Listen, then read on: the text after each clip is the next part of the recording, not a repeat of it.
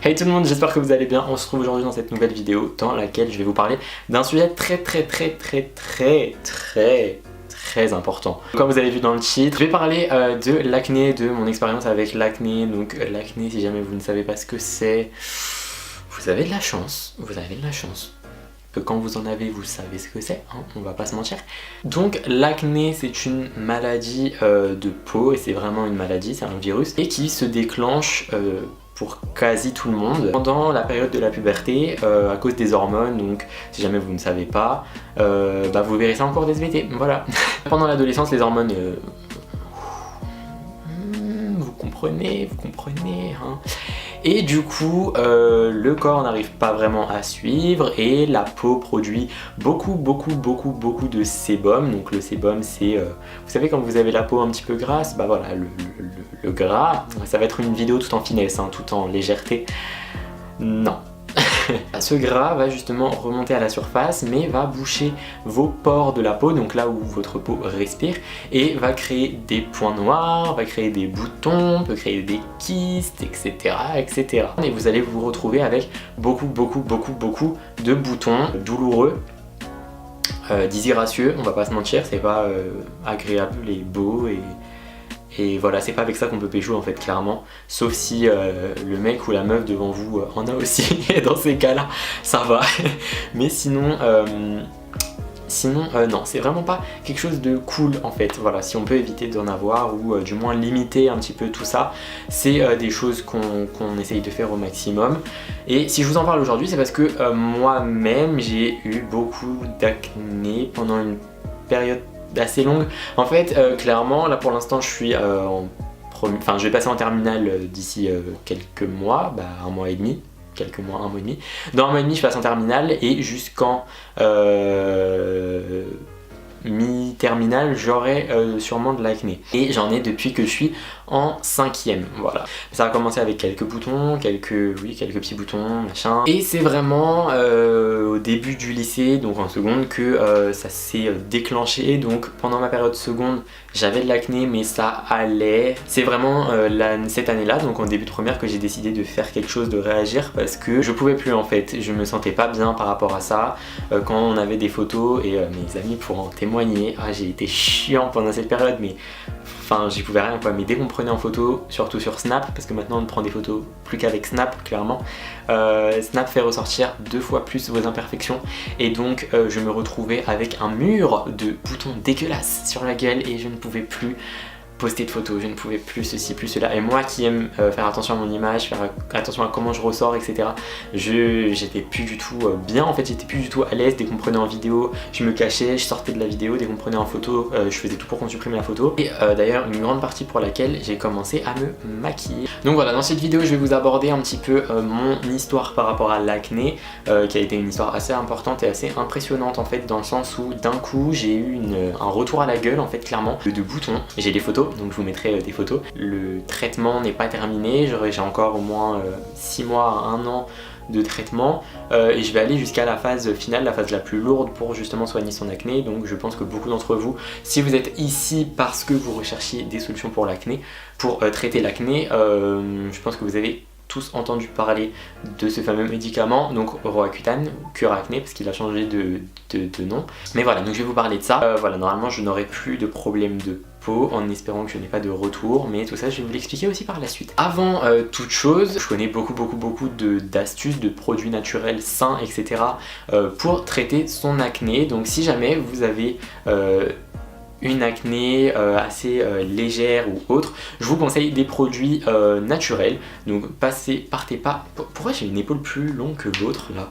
J'ai quasi tout testé en fait, clairement. La chose de base pour limiter son acné, pour limiter d'avoir de plus en plus de boutons et la prolifération de bactéries, c'est d'avoir une hygiène corporelle impeccable. Un nettoyage facial, c'est quelque chose de primordial, c'est la base en fait, c'est l'étape numéro 1 pour essayer d'avoir la meilleure peau possible, la peau la plus clean possible. Personnellement, moi j'ai une peau grasse. Tu as la peau grasse, c'est parce que ton corps produit trop de sébum. Les glandes produisent beaucoup trop de sébum, et donc ça ressort par la peau, ça n'a pas le temps d'être traité, évaporé, patati patata. Pour traiter la peau grasse, il n'y a pas vraiment de solution, hein, clairement. Faut juste bien nettoyer son visage, bien désincruster ses pores et s'hydrater la peau. Et là, beaucoup de personnes pensent que parce qu'ils ont la peau grasse, il ne faut pas réhydrater la peau parce que justement, si on réhydrate, ça va être encore plus gras, etc. J'étais exactement comme ces gens-là, jusqu'à ce que je trouve des produits qui me conviennent. Mais en fait, je comprenais pas la logique. Je me disais, t'as la peau grasse et tu vas remettre une crème grasse par-dessus une fois que t'as lavé ton visage et que t'as réussi à enlever le gras de ton visage. Genre, non, t'as un problème en fait, ça va pas marcher. Sauf que non, quand tu as la peau grasse, tu dois hydrater ton visage, c'est hyper important parce que les glandes vont produire beaucoup trop, les glandes sont déréglées et donc elles vont produire beaucoup trop de sébum, elles vont produire du sébum à outrance. Si tu nettoies ton visage, je vais te tutoyer pour la vidéo clairement parce que j'ai pas envie de te vous voyez. Si tu nettoies ton visage et qu'ensuite tu mets une crème hydratante ou une lotion hydratante, si tu as la peau grasse, il faut que tu prennes une lotion hydratante qui est à base d'eau, pas à base de produits qui sont comédogènes. Donc dit comédogènes, c'est des produits gras. Le produit que je peux te conseiller pour hydrater ta peau, c'est des produits comme ça, donc qui contiennent de l'aloe vera ou qui sont fortement, voire quasi composés d'eau. L'aloe vera, c'est un ingrédient qui est très recommandé quand on a des boutons parce que ça va enlever la rougeur, ça va calmer l'irritation, calmer les brûlures et ce gel là par exemple est composé à 98% d'aloe vera. Vous vous lavez le visage avec un savon qui ne contient pas de produits comédogènes, un savon spécial peau grasse. Le savon que je peux vous conseiller c'est le savon d'Alep. Le problème de ce savon c'est que ça dessèche beaucoup la peau. Donc si on ne nourrit pas sa peau derrière, ça va être une catastrophe. Et c'est un savon qui pue. Mais quand je vous dis qu'il pue, c'est qu'il sent le vomi. Voilà, et votre peau après application du savon sent aussi le vomi. Donc c'est clairement une horreur totale, une horreur dans le sens où vous vous lavez, vous vous dites je vais sentir bon, être propre, mais non, tu pues et donc tu peux pas aller faire la bise à quelqu'un, voilà. Donc moi personnellement j'ai utilisé le savon d'Alep parce que c'est aussi, le savon d'Alep c'est quelque chose qui est beaucoup conseillé pour désinfecter les boutons, enlever les boutons. Il y en a qui ont des résultats phénoménaux avec le savon d'Alep. Moi personnellement j'ai pas eu de résultats à part me faire assécher la peau, sachant que je n'hydratais pas ma peau. Donc my bad, I'm sorry about that, but voilà. Un savon que je peux vous conseiller, c'est un savon de chez Galderma, je sais pas trop, mais c'est de la gamme Curaspot, de la marque Curaspot, c'est fait pour les peaux acnéiques. J'ai suivi 2 à 3 mois de traitement Curaspot, ça n'a pas fonctionné tant que ça, mais en tout cas j'avais le savon, c'était une grosse bouteille de savon. En fait quand on appuyait sur la pompe, c'est un savon directement en mousse, en fait c'est de la mousse qui sort et donc vous lavez le visage avec ça. Donc moi personnellement j'utilisais le savon de chez Curaspot pour me laver le visage, j'en ai plus, faut que j'en rachète. Mais voilà, une fois que vous avez bien lavé votre visage, donc vous avez votre visage mouillé, vous mettez votre savon, etc., vous lavez votre visage. Une fois que c'est fait, il faut prendre une serviette propre, pas une serviette déjà usagée, parce que quand vous prenez une serviette usagée, en fait, lorsque vous mettez sur votre peau, les microbes, les bactéries de la serviette vont venir sur votre visage, donc ça va aggraver encore plus la situation. Donc vous prenez une serviette propre et vous allez venir tapoter. J'alterne entre les vouvoiements et les tutoiements, je suis désolé, mais bref. Et en fait, il faut venir tapoter votre visage, donc vous tapotez, mais il ne faut pas frotter. Si vous frottez avec la serviette, vous allez produire encore plus d'irritation sur les boutons qui sont calmés par le lavage. Faut tapoter, faut simplement tapoter pour enlever l'eau, pour sécher votre visage. Et ensuite vous mettez votre lotion hydratante, donc crème hydratante, ce que vous voulez, composée d'eau, surtout si vous avez la peau grasse, je le répète. C'est vraiment l'étape de base pour avoir une peau nickel. Un bon lavage, vous faites ça matin et soir, et on se lave le visage matin et soir. J'ai suivi le traitement Curaspot, la crème n'a pas marché, n'était pas assez puissante comme je vous l'ai dit, et j'ai testé plusieurs autres traitements, dont les huiles essentielles et aussi les médicaments au zinc. Donc j'ai déjà parlé des huiles essentielles. Les huiles essentielles qui sont le plus préconisées pour l'acné, c'est l'huile de titri. Donc l'huile de titri, c'est une huile qui sent très forte et qu'il faut appliquer sur un bout d'un coton-tige et appliquer directement sur la zone, donc là où vous avez des boutons. Le problème c'est que quand vous avez de l'acné, vous n'avez pas qu'un seul bouton. Donc on ne peut pas en mettre sur tout le visage parce que c'est une huile qui à grande dose est toxique, qui n'est pas bonne pour votre organisme. Donc c'est bien si vous avez quelques boutons, mais si vous avez trop de boutons, je ne vous conseille pas l'huile de titri. Donc l'huile de titri a pour but de d'assécher le bouton et de détruire en fait les bactéries. Essayer l'huile de tea tree, personnellement ça n'a pas fait grand chose sur ma peau, surtout que j'avais beaucoup de boutons et que je ne pouvais pas faire tout mon visage avec un coton-tige et l'huile de tea tree. Donc après ça je suis passé au cachet de zinc. C'était une plaquette en fait, une plaquette de comprimés à prendre tous les matins. Et qui était riche en zinc en fait, donc ça faisait une cure de zinc et apparemment le zinc était bon pour le traitement de l'acné. Alors personnellement je pense que je suis pas allergique au zinc, je pense pas qu'on puisse être allergique au zinc, mais je ne supportais pas, en fait mon corps ne supportait pas ces comprimés au zinc, c'est à dire que quand je les prenais, il fallait les prendre le matin. Quand je les prenais le matin, 30 minutes après, clairement j'avais des nausées, des maux de ventre énormes et les 2-3 fois où j'ai pris ces cachets, parce que j'ai pris 3-4 jours d'affilée et ensuite j'ai dû arrêter, mais parce que les 3-4 jours d'affilée je vomissais. Voilà, c'est très glamour, hein, je vous l'ai dit en début de vidéo, mais bon, il n'y a pas de langue de bois. Mon highlighter sur le bout du nez brille beaucoup, j'adore. Donc les cachets en fait je ne les supportais pas, j'étais intolérant à ces cachets, donc je les régurgitais en fait clairement et ça me détruisait l'intérieur de l'estomac, ça me faisait mal et c'était vraiment pas agréable. Donc le zinc, j'ai mis ça de côté. Je ne pourrais pas vous dire si ça a oui ou non des effets bénéfiques. Après les cachets, il y a eu évidemment toutes les sortes de masques, donc le masque au miel qui est là pour purifier, le masque au citron qui est là pour désinfecter et enlever les rougeurs, le masque au bicarbonate de soude qui est là pour calmer aussi l'irritation et les brûlures, les masques à la tomate pour nourrir à la peau, bref, tous ces masques là, oui, ils ont un aspect bénéfique, c'est-à-dire que par exemple le masque au miel va bien nettoyer votre visage, enfin du moins purifier votre visage, mais ce n'est pas ça qui va enlever votre acné, sachant que l'acné c'est une maladie de peau qui a une certaine échelle. En fait on a l'acné légère, l'acné modéré et l'acné sévère. Moi personnellement j'étais dans l'acné sévère avant d'être là aujourd'hui, mais j'ai été jusqu'à l'acné sévère. Si vous avez une acné légère, oui, peut-être que ces masques pourront fonctionner, peut-être que les méthodes dont je vous ai parlé juste avant pourront fonctionner aussi pour vous. En tout cas, pour moi qui était dans une acné modérée et qui est passé dans une acné sévère, ça n'a pas marché. Donc, pour l'acné sévère, clairement, je ne vous conseille pas d'autres méthodes. Je ne vous conseille pas en fait les méthodes douces, ça, vous pouvez essayer, vous perdez rien, essayez, hein, clairement, essayez, ça vous évitera de prendre ensuite des traitements qui sont lourds. Mais si vous avez de l'acné sévère, moi je vous préconise, je ne suis pas dermatologue, je suis juste un mec de 17 piges qui a eu de l'acné et qui a été hyper complexé par ça, je vous conseille d'aller voir un dermatologue. C'est un spécialiste qui envoie passer tous les jours, vous prenez un rendez-vous, vous avez un rendez-vous dans 1 mois, 2 mois, 3 mois, vous vous en foutez en fait. Au moins vous allez là-bas et vous savez ce que vous avez à faire, vous savez ce qu'il peut vous préconiser, les conseils qu'il peut vous donner, etc. etc. Moi j'ai été en dernier recours, c'est-à-dire que pendant 2-3 ans, j'ai fait moi-même mes petites mixtures, mes petits trucs et tout, parce que je voulais pas me déplacer jusqu'à chez le dermatologue, et donc en dernier recours, parce que je n'avais plus aucune solution disponible dans le monde entier, j'ai dû aller chez un dermatologue parce que je ne supportais plus ma peau et que c'était juste pas possible en fait. Je voulais en finir pas de moi, mais de ces boutons. Donc après que j'ai essayé toutes ces masques, toutes ces mixtures, toutes ces recettes de grand-mère, les huiles essentielles, etc., je ne voulais pas aller chez le dermatologue. De peur qu'il m'annonce un traitement cure acné ou Roaccutane, donc je pense que vous avez entendu parler de ce médicament. Il a des effets très lourds, très lourd.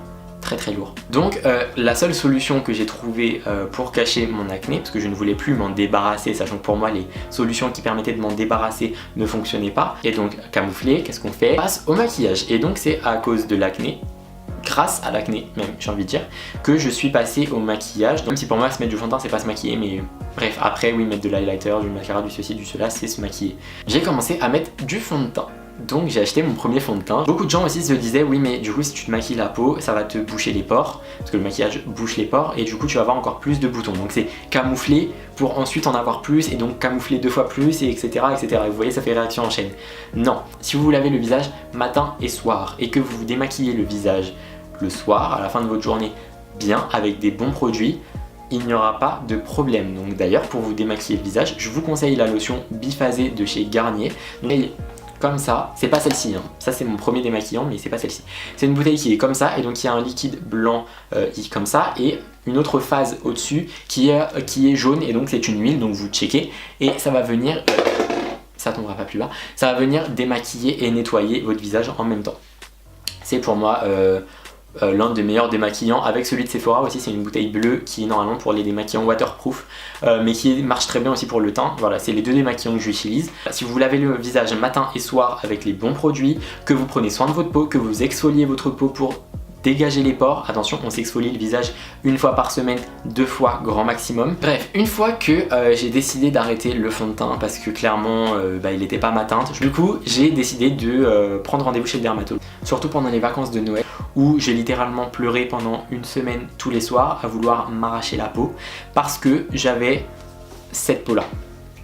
Voilà, donc ça c'est ma peau pendant cette période là, donc c'est ma peau qui est ultra acnéique. Et donc vous voyez un petit peu, parce que vous me voyez démaquillée souvent au début de mes vidéos, je suis démaquillée, vous voyez un petit peu le résultat de ça jusqu'à ça maintenant. Et donc vous voyez c'était très inflammé, très irrité, très rouge, très douloureux. Surtout les boutons qui sont ici, on les connaît, ceux qui ont de l'acné, vous le savez, ici c'est très douloureux, c'est juste sur l'os de la jawline, donc la mâchoire, et donc ça fait très mal, c'est très douloureux.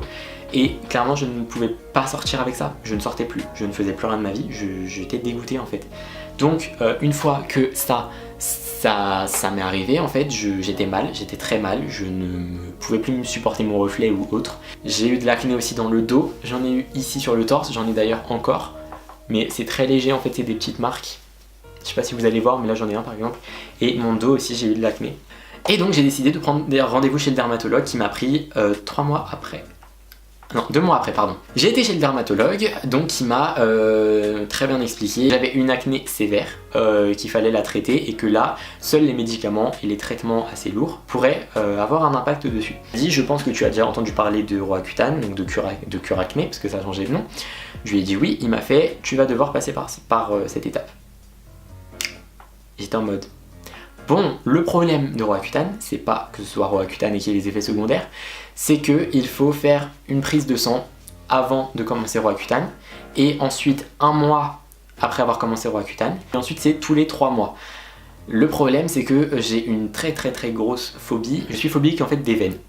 Voilà, mais c'est une très grosse phobie, c'est depuis très longtemps en fait, je ne supporte pas. Ça c'est un petit peu amélioré avec le temps, c'est-à-dire que ici par exemple ça, c'est les parties un petit peu sensibles ici, donc là, l'intérieur des bras, sur les mains, à l'intérieur des cuisses, etc. Enfin, les derrière du genou en fait. Donc où vous avez toutes les veines en fait, je ne supporte pas ça. Quand on en parle, quand on me parle de personnes qui se scarifient, qui se mutilent et qui se suicident en se taille à dents. Là par exemple j'en parle, je suis pas bien. Je suis clairement pas bien, je suis pas bien. En fait dès que je vais prendre une prise de sang, du coup cette phobie me fait faire des crises de panique. Et voilà, la prise de sang je vais la faire mais je vais pas être bien, je vais avoir envie de vomir, je sens tout multiplié par 100 000 et ça me fait tomber dans les pommes tout le temps. Et quand je me réveille, je dois pousser le mec qui me fait ma prise de sang pour aller dégueuler dans les toilettes. Voilà, Antonin et ses histoires. D'abord, avant qu'on mette quelqu'un sous Roaccutane, il faut qu'il fasse 6 mois de traitement. Moi personnellement j'ai eu Tolexine G en 100 mg. Tolexine G, donc ça se présente sous plaquettes comme ça, exactement les mêmes plaquettes que les filles qui prennent leur pilule. Donc c'est des plaquettes de 2 semaines en fait, avec lundi, mardi, mercredi, jeudi, vendredi, samedi, blablabla. Et dans la boîte on a 2 plaquettes, donc en fait une boîte c'est 1 mois. Il me reste 8 jours, donc au bout d'une semaine j'aurai fini mes 6 mois de traitement. Et donc je suis passé de ça à en photo démaquillée, j'ai pas grand chose, mais je vous en mettrai une pas trop ficha ici. Mais voilà, donc je suis passé de ça à ça en 6 mois. Sachant que ça c'est un comprimé à prendre par jour, donc le soir. Le matin il faut mettre une lotion à base de érythromycine, donc c'est une sorte de lotion comme ça. Vu que j'en avais partout, je mettais sur du coton et je tapotais le coton partout. Et ensuite le soir on a une crème donc, qui contient du peroxyde de benzoyl, sauf que là c'est en 5% et donc c'est un tube du Cutacnil et j'en mettais sur tout mon visage. Même encore aujourd'hui alors que j'ai quelques boutons, j'en mets sur tout mon visage le soir avant de me coucher. Et voilà, c'est tellement puissant que ça déteint les vêtements, ça déteint les draps, donc faut toujours bien se laver les mains, pas mettre son visage sur des oreillers qui sont de couleur foncée. Faut changer les têtes d'oreiller, les têtes de draps, les housses de couette, etc. Malheureusement c'est pas parfait à 100%, sachant que j'ai encore de l'acné sur le dos, un petit peu ici, et que ma tête n'est pas en fait c'est pas fixé à 100%. Si j'arrête le traitement, je sais que les boutons vont ressortir et du coup il m'a dit oui ça va marcher pendant que tu vas prendre ton traitement, donc ça marche, la preuve est là, mais c'est qu'avec Roaccutane que tu vas réussir à te stabiliser en espérant ne pas avoir de rechute par la suite. Aujourd'hui je suis bien. À vous, si vous avez de l'acné, que ce soit léger, modéré ou sévère, de vous baser peut-être en fonction de mon expérience à moi. Sachez que après, chaque corps est différent, chaque organisme va réagir différemment. Peut-être que moi, l'huile de titri n'a pas marché sur moi mais qu'elle va fonctionner sur vous. Peut-être que sur vous ça va le faire, j'en sais rien. Chaque organisme est différent, chaque organisme réagit différemment. Donc voilà, vous avez toute cette palette de choix, de solutions, de traitement même à essayer. Donc voilà, j'espère que cette vidéo aura permis un petit peu de déjà que vous en sachiez un petit peu plus sur mon expérience par rapport à ça et surtout qu'elle ait pu vous guider sur les différentes solutions possibles, sur les différentes alternatives possibles et que vous puissiez trouver la vôtre à l'intérieur de tout ça. En tout cas voilà, je ferai sûrement une vidéo par rapport à mon traitement Roaccutane. Les gens qui sont dans ce cas là, dans cette chance de pouvoir ne pas avoir d'acné, surtout évitez les moqueries, évitez les regards, évitez les... Enfin, combien de fois je parlais à quelqu'un et au lieu de me regarder dans les yeux comme je vous regarde dans les yeux maintenant, enfin, vous avez compris, hein, comme je vous regarde dans les yeux maintenant, genre on regardait genre ma peau, par exemple comme ça ou comme ça. Genre on me parlait et puis au lieu de regarder mes yeux comme ça, on louchait un petit peu sur tout mon visage et j'étais en mode ouais c'est bon. T'as pas besoin de regarder, t'as pas besoin de savoir que j'en ai, moi je sais que j'en ai. Donc next en fait, tu vois, change ton regard, trace les personnes qui ont de l'acné ou qui n'ont pas d'acné. Surtout ne faites pas de choses comme ça, que ce soit par rapport à l'acné, par rapport au poids, par rapport au physique, par rapport au mental, par rapport aux gens qui sont un petit peu excentriques, aux personnes justement qui sont un petit peu renfermées. Il y a une personne que j'admire beaucoup, que j'aime beaucoup, que j'adore en fait, qui a sorti la phrase Treat people with kindness, donc traiter les gens avec gentillesse, et c'est quelque chose qu'on devrait tous suivre, même si voilà, on n'est pas tous gentils tout le temps, c'est normal, on est tous un petit peu des petits démons, hein. Et voilà, c'est normal qu'il y ait des moments où on soit un petit peu plus mesquin, mais c'est pas une raison pour faire de la discrimination ou pour critiquer quelqu'un ou mettre quelqu'un de côté de par son apparence physique, ses pensées, sa sexualité, sa couleur de peau, sa religion. Le fait qu'il ait quelque chose qui soit un petit peu gênant ou qui soit un petit peu disgracieux sur son visage ou sur son corps ou autre, c'est pas une raison. Voilà, sur ces belles paroles, moi j'espère que cette vidéo vous a plu, qui vous aura permis d'en apprendre un petit peu plus sur tout ça. Si c'est le cas, n'hésitez pas à mettre un pouce vers le haut et à m'écrire dans les commentaires si jamais vous avez des questions par rapport à ça, ou si vous voulez parler de votre expérience, si vous voulez me parler d'autres solutions que peut-être d'autres personnes pourront voir. Dites-moi aussi si vous avez testé les différentes techniques que j'ai aussi testées et me dire si sur vous ça a marché ou si ça n'a pas marché sur vous. Voilà, donc n'hésitez pas aussi à aller me suivre sur les réseaux sociaux, donc Twitter, Instagram, Snapchat, et de vous abonner à la chaîne. Je sais pas si je l'ai dit. En cliquant juste ici et activer la cloche des notifications, c'est très important pour que vous ne loupiez aucune de mes vidéos. En tout cas si vous ne voulez louper aucune de mes vidéos, évidemment si vous voulez le faire, moi je vous force pas, hein, mais ça me ferait plaisir quand même. Sur ce, je vous fais de très gros bisous, enjoy your life, on se revoit très bientôt pour une prochaine vidéo. Bye.